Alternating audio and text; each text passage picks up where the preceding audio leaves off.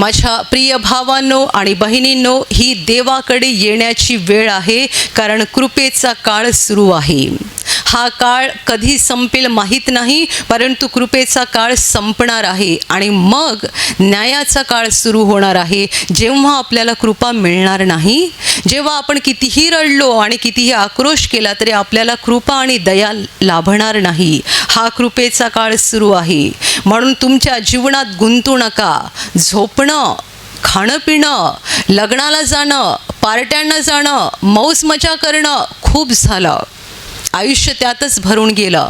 आता देवावर प्रेम करा, देवासाठी जगा, देवावर विश्वास दाखवा, देवाला काय हवं ते बघा आणि त्याप्रमाणे स्वतःच्या हृदयात बदल करा. कारण वेळ जवळ आलेली आहे. वेळ जवळ आलेली आहे.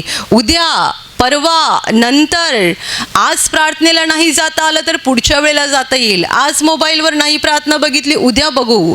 तुम्ही आज प्रार्थना नाही बघितली, उद्या पण सैतान तुम्हाला बघून देणार नाही. तुमच्याकडे आज वेळ उपलब्ध आहे आणि तुम्ही चुकीच्या गोष्टीत गुंतून देवाला वेळ देत नाही, उद्या सैतान तुम्हाला वेळ देणार आहे. किती लोक असं म्हणतात, आज माझी प्रार्थना झाली नाही, हरकत नाही, उद्या मी थोडी जास्त करतो. दुसऱ्या दिवशी पण होत नाही, मग तेव्हा तो म्हणतो उद्या करणार.